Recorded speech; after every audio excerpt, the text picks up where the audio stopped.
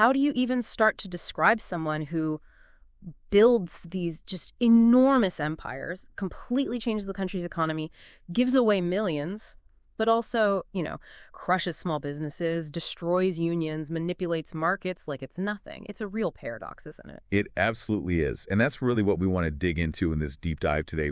We're exploring that tension, the incredible promise, and frankly, the profound peril of the American Gilded Age, all through these larger-than-life figures. Right. So our mission here is to really take you inside the world of these legendary capitalists. We're talking Rockefeller, Carnegie, Vanderbilt, J.P. Morgan, the big names. We want to help you understand their legacies, which are, let's face it, incredibly complicated, and what they might still mean for us now. So if you looked at America, say, late 1800s, on the surface, it must have seemed like a miracle unfolding. Oh, definitely. You've got railroads suddenly stitching the coasts together, oil lighting up the night in cities, the first skyscrapers starting to rise. There was this real buzz, this dream of immense wealth and opportunity. Yeah, a sense of boundless ambition. But, behind that shiny surface, the reality for so many people was, well, starkly different. How so? You had workers grinding out 12-hour days, often in dangerous conditions. You had children, actual children, working in coal mines, in factories. And these huge monopolies were emerging, crushing any kind of fair competition. It wasn't glitter for everyone. Which is exactly why Mark Twain called it the Gilded Age. That term is so perfect. It really is. He coined it, meaning something that looks like gold on the outside, but is actually, hollow or made of cheaper material underneath. It just perfectly captures that contrast between the booming wealth for a few and the struggle for the many. It's key to understanding the whole era. Okay, let's dive into some specifics then. John D. Rockefeller, the man who turned oil, that black gold, into this unstoppable monopoly machine. He founded Standard Oil in 1870. And the speed is just astonishing, really. Yeah. By the 1880s, so just over a decade later, Standard Oil controlled something like 90% of U.S. oil refining. 90%. 90%. Think about that. It wasn't just market dominance. It was near total control of a vital national resource. How did he even do that? I mean, sheer business skill, or was there something else at play? Well, let's call it his secret weapon, was definitely railroad rebates. He struck these deals, these secret deals with the railroads, to ship his oil way cheaper than anyone else could. Ah, okay. So he could afford to slash his prices, drive competitors completely out of business. Yeah. And then, once they were gone... He jacks the prices back up. Exactly. He was the only supplier left. It's no surprise the cartoonists back then drew him as this monstrous octopus. Its tentacles wrapped around Congress, the press, the oil wells, everything. That's such a vivid image, the oil octopus. But the paradox continues, because the same ruthless businessman was also apparently deeply religious. He was. Very devout Baptist. And later in life, there's this major shift. He starts giving away enormous sums of money.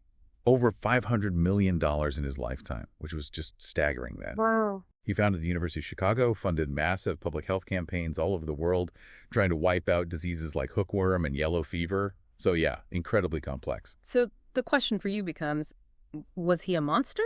Or maybe some kind of messiah with a money bag? It feels too simple to just pick one? I think his own writings suggest he might have seen the ruthlessness as almost a necessary evil, a path to efficiency, maybe even divinely sanctioned in his view.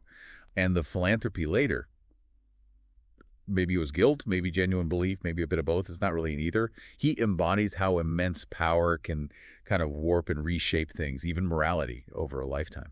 Okay, let's switch gears to Andrew Carnegie, another incredible story. Poor immigrant boy from Scotland becomes the absolute king of American steel. He jumps on the Bessemer process, this revolutionary new way to make steel, and by the 1890s, his company, Carnegie Steel, is outproducing the entire nation of Great Britain. The scale is, again, just phenomenal. But like Rockefeller, that success story has a really dark side. You have the Homestead Strike in 1892. Right. Workers striking for better wages, safer conditions.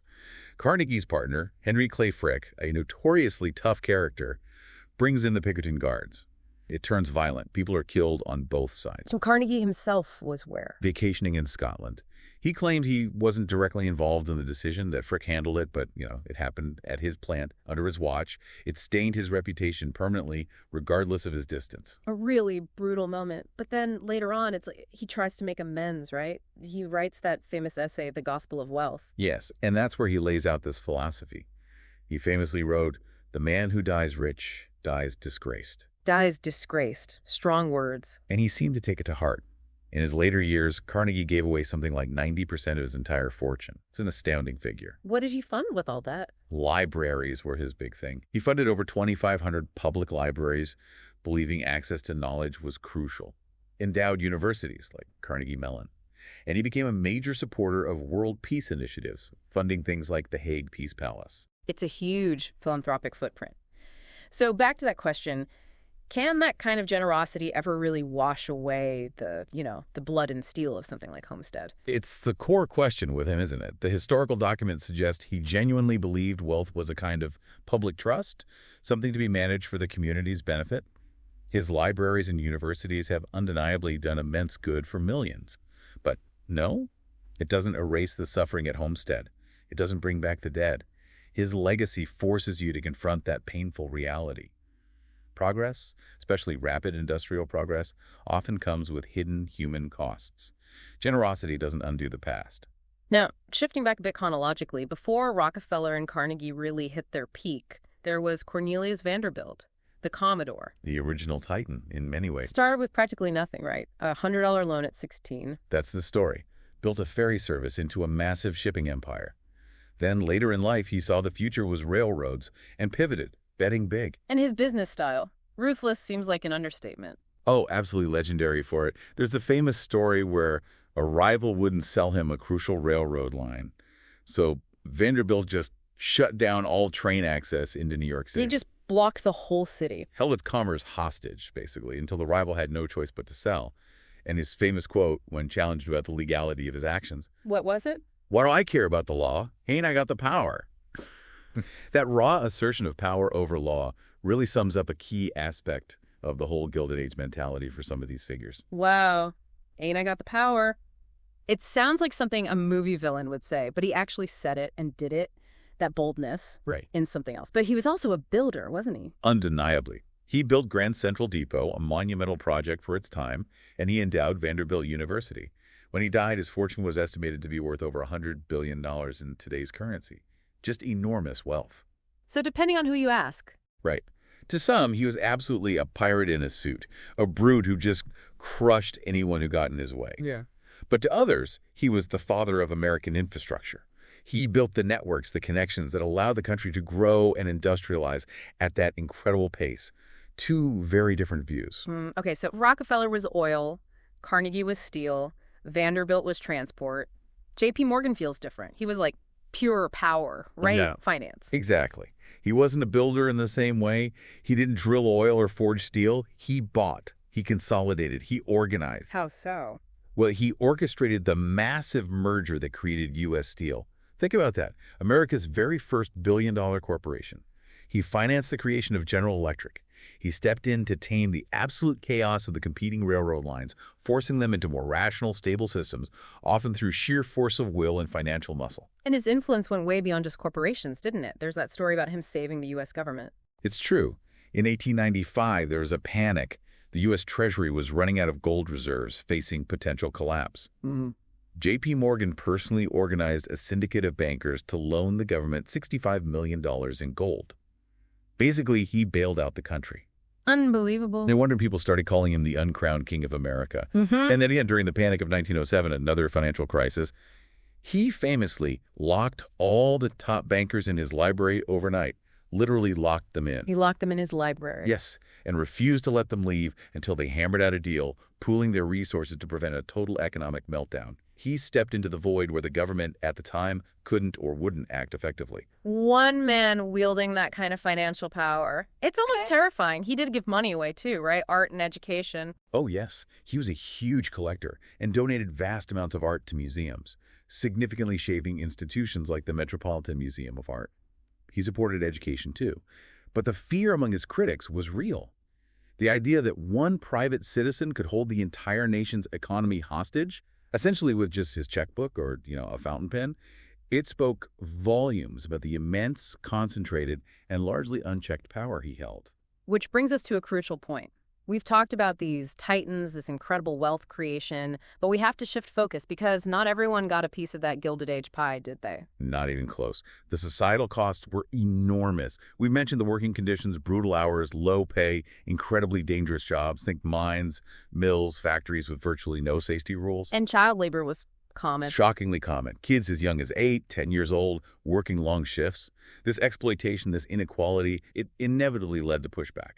You saw the rise of labor unions, groups like the Knights of Labor, the American Federation of Labor demanding basic rights, and widespread, often violent strikes became a regular feature of the era. And at the same time, these massive monopolies we've discussed, Standard Oil, U.S. Steel, the railroad trusts, they weren't just competing. They were often actively choking out smaller businesses, right?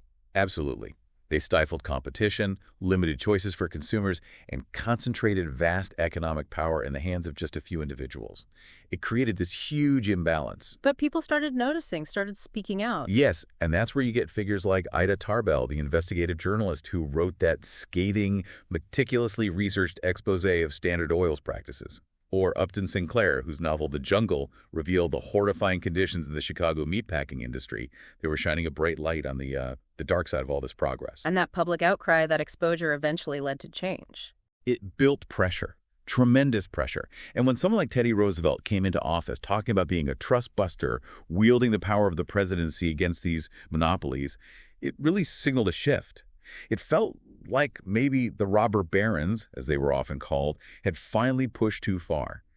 The public and the law were starting to push back. Towards the end of their lives, though, many of these figures did turn heavily towards philanthropy, giving away huge fortunes. Yes, the scale of the giving is undeniable, and its impact continues today. Rockefeller, as we said, funding universities, global health, Carnegie with his thousands of libraries, his peace advocacy, Morgan's massive art donations.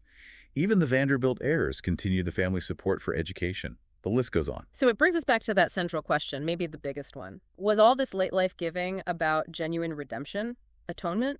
Or was it more about, well, reputation laundering, trying to reshape how history would remember them? It's probably impossible to give a single simple answer. Their legacies are just inherently dual. They absolutely did build huge parts of modern America. Their companies, their infrastructure projects, they lead foundations we still rely on. But in doing so, they also undeniably broke a lot of things. Small businesses, workers' lives, sometimes the rules of fair play. Yeah. So their names live on university buildings, libraries, museums. But we also have to remember the countless unnamed workers, the people whose labor built that wealth, whose stories are largely forgotten by history. It's a complex inheritance. So these robber barons, they definitely weren't simple villains from a cartoon, were they? Not at all. They were complex, often brilliant, sometimes visionary, and yes, deeply flawed human beings who absolutely stamped their identity onto an entire era of American history. They show us, maybe more starkly than anyone, the incredible heights human ambition can reach, and also the very real, sometimes very painful costs of that ambition. And it feels like their legacy, those questions they raised, they're still incredibly relevant today, aren't they? Oh, completely. When you look at debates happening right now about, say, the power and influence of modern tech billionaires, or controversies around labor rights and gig work, or concerns about monopolies in the digital age, these are, in many ways, the same fundamental questions that echoed through the Gilded Age. History doesn't repeat, maybe, but it certainly rhymes. So it leaves you, the listener, with some big things to think about. How much power is too much power for one person or one company to have? How should immense wealth actually be used for personal gain, for public good? And maybe the trickiest one, is it possible to be both a builder, someone who creates amazing things, and also, in some ways, a robber? That's something for you to mull over.